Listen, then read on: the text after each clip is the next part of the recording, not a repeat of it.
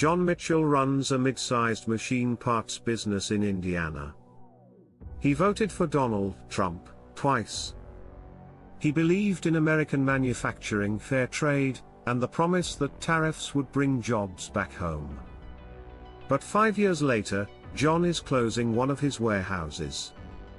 Not because of foreign competition, but because the cost of doing business in America went up faster than he could keep up.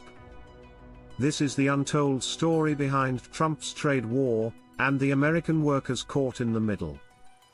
When Trump imposed tariffs on steel and aluminium back in 2018, John initially celebrated. His company depended on American steel, and finally, someone was putting America first. But then something strange happened. Prices rose fast. Raw materials cost more. Suppliers passed on the tariff costs. Even US-based manufacturers began raising prices to stay competitive. Meanwhile, his customers, smaller vendors and contractors, started cutting back orders or sourcing from overseas alternatives that found workarounds through Vietnam and Mexico. John didn't feel protected. He felt pinched. He wasn't alone.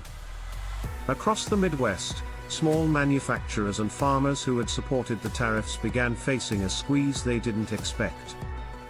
Retaliatory tariffs from China and other countries hit American exports, everything from soybeans to pork to machinery parts. By 2020, John was paying 25% more for components and lost 2 major contracts to a Chinese competitor who had found a loophole in secondary trade routes.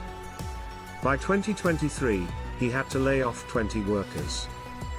Now, in 2025, as Trump ramps up a new campaign and doubles down on an even broader tariff policy, up to 60% on Chinese goods, John says he's no longer sure what he's voting for.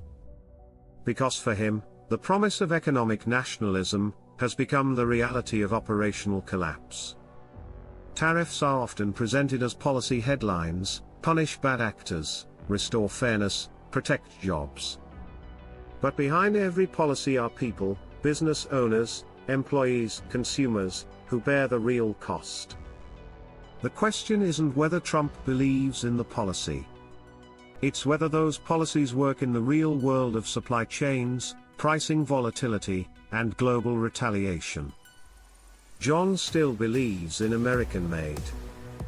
But now, he wonders if the cost of protectionism might be too much for small businesses to bear. He's not the only one.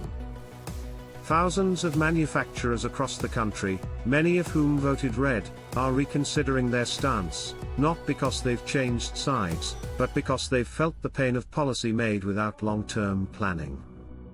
As Trump's tariff threats return to the political spotlight, stories like John's remind us that economics isn't a slogan, it's survival. This is the Insight Brief, where we look beyond the policy, and into the lives it affects. If this story resonates, drop a comment below. And don't forget to subscribe for weekly breakdowns of the headlines and decisions shaping our world.